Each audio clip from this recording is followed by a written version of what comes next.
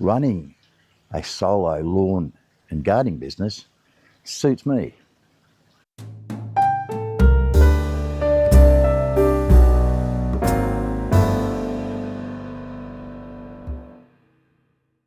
G'day viewers, it's Jeff from McPhee's Gardening, Melbourne, Australia. Running a solo lawn care and gardening business has really suited me over these nearly 4 decades in the game. I have employed people for a short time, but I really wasn't suited to it, and that's why running solo has certainly done well for me. I know a lot of successful people that have run solo, and I know a lot of successful operators that employ people to grow into big companies. When I first started in the 80s, a friend of mine also, he started his business. I remained solo. He now employs 500 people. Got a lot more stress than I have, of course, but he's been very successful. So it depends on your makeup, on how you want to approach and how you want to operate your business. So today's video, I'm going to look at the advantages, the disadvantages, and some of the key things that we can do to make our solo operation successful. The advantage of being a sole operator on your own has got many advantages. Namely, it's freedom. You've got the freedom and you can decide when and where you want to start your work. You can knock off early, you can work a long day, you can take lunch, you don't have to take lunch. You're the only one you have to worry about. Don't have to worry about anybody else. So therefore you have the complete freedom. The other thing you do provide is consistency. Because you're doing the work, you've got a system in place, and we've looked at videos in the past where we have a system on how we do our job, and it's the same as being solo. And even if you employ people, having systems in place is so important. So you provide that consistency, and more importantly, the customer, he's going to deal with you only. Like you hear in the past where customers will ring up for a quote, someone's come out, provide the quote, okay, we'll do the work. The next week they'll send out a crew of operators and they'll go and do the job. So the customer never really gets to know who's actually doing the job and does not form a relationship. And some people that is fine and it works well. But that customer and that business communication is certainly harder under that system as when you're solo, because you're dealing direct with the customer, and that's very important. I believe, in my case, the biggest benefit of being solo is not having employees. The employee stress, it was killing me. It takes a special operator to employ people. It takes a special person to have the patience to train the people up, to control the business, to get them involved in the business and to work it successfully.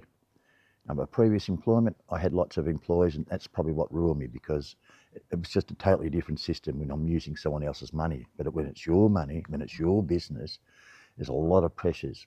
You've got to continually make sure there's work available for them. You've got to hope that they turn up on the job. You know, the stress of finding work, to make sure you've got enough work to pay them through the slow times of winter. You know, you just can't put them on and take them off. To get somebody to stay with you. And when they are good, they'll go somewhere else. They'll set up their own business. You can pay them all you like, but there's nothing like, as we've all done, work for ourselves. And that's what a lot of people want to do.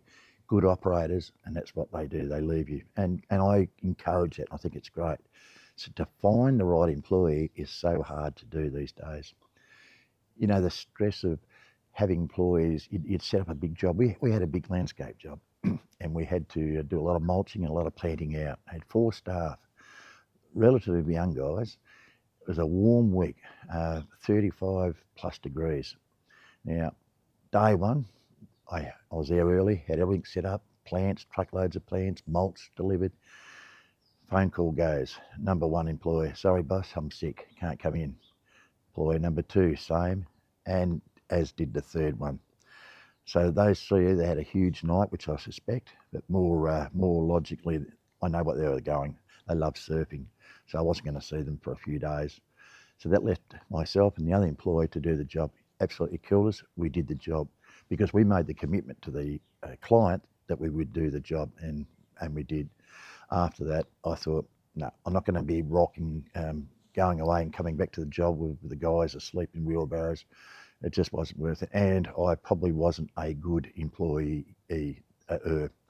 You know, I probably didn't have the skill set. I probably didn't want to have the skill set to employ people. And that's why I think solo without employees for me is great. The profit margin as a solo operator, in my case, is 80%. When I was employing people, our profit margin slipped right down to about 35%. So having employees sure gets you a lot more work, but you've got to get a lot more work to increase your profit margin. And of course, there's plenty of disadvantages of being solo. In my case, look, it can become lonely. It doesn't worry me because I like to be a person on my own, but some people it does. You mightn't talk to anyone for days other than when you get home. So that can be a problem. Sickness is one big thing. That's a worry where if you do get sick, who's going to do the work? Being a solo operator, you're going to have to put the clients off and get back. Depending on what the sickness is, or whether you've had to have an operation, it might take a few weeks or months to recover. You could lose your business. That's a thing that can be concerning. The other problem being solo is tired. You're working so hard, you're trying to chase the dollars, you're trying to get through the work on your own, and tiredness can move in on you and slow you up. You can only do so much work. You can only achieve so many jobs in a day. So you'll reach a point where you'll earn X amount of dollars and you can't earn any more. You stop. Whereas if you've had the employees, of course, you can keep growing. Something to think about. Now there is a way out of this. Some key points to think about running solo is buy the very best equipment. It's going to make your job easier. I'll give you some examples. Battery. Yes, I know the old argument, battery, petrol, I would never get battery. Since I've had battery over the last 3 or 4 years, I've had no problem with getting tired like I did with petrol, pulling the cord, problems with my shoulder, fumes, vibrations. That was really killing me. It was getting the pins and needles on my arms and wrists. Ever since I've had the battery, I had none of those issues at all, especially no fumes. Press the button and it starts. Used to rip your guts out, pulling that cord, trying to, you get fuel vaporisation. So you'd have to find somewhere to cool the carburetor down and start off again. So buy the very best equipment that's going to make your job easier. Self-propelled mowers. The other day I had a customer and he gave me a mower, a push mower. It was brand new, never been used. So I thought, I'll bring it home and give it to the kids. Anyway, I brought it home, put some petrol in it and started up and did my lawn pushing. Well, halfway through, I was stuffed. I just could not believe pushing a mower was that hard. Used to do it all the time as a young fella. At my stage, after nearly 4 decades, I get to a stage where if I haven't got a self-propelled mower, I don't mow. It's too hard. So when I go out, I take 2 self-propelled mowers. Because if I do a cable, I've got the other one to use. I just cannot push a mower anymore like I used to. Some guys on bigger blocks are using stand-on mowers, which make the job quicker, faster, easier. So there's lots of things to think about in the equipment that you buy is going to make your job easier. We're not going to buy it to be flashy and to be better than someone else. We're going to buy it that's going to suit us, and we're going to buy it that's going to make our job easier. Another important thing is to pace yourself. Stop you being tired and run down. Pace yourself. Being solo, you can do that. You can dictate when you work, how long you work, and how often. So that's quite critical. The other important thing to solve the sickness problem is to ensure that you network with other contractors. We talked about networking on a few videos ago. It's important to network so that in the event that you do get crook, you can call upon your mates to take over your business while you're recovering, especially if you've had a long-term recovery process. And because you know the contractors, because you trust them, you know they'll do a good job, when you're back on your feet again, your business is still there for you. And I've seen a few guys that have had that support from their fellow contractors that got them through the hard times. To address the reaching your target where you can't make any more money, that process I've thought a lot about over the years, and I've strived to achieve target the best quality customers that you can, so that you're charging the premium price, you've got premium customers, consistent income for the entire year. It's so important to make sure that you're targeting the right areas and the right customers. And that will soon increase your profit. It will increase your target per day, per week, per month, per year. We like to keep pushing that up. And we're all different. We've all got different financial needs. Once you've reached that mark that's going to suit and pay your way through life, that's all that matters.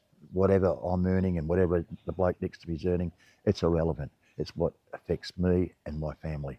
And I think that's the way you should treat running your business, is that you need to know how much you want to earn, and from there work out your strategies from there. It's a great life being solo. I really, really enjoy it. I hope this has helped you think about it. You should try and employ somebody just to see what the other side's like. Maybe even if you're just a casual employee, see how you go, see how you like it. It might suit you, it might make you grow more, but it's something that you need to try out yourself. This video is about what suits me, and what suits me and what suits you could be different.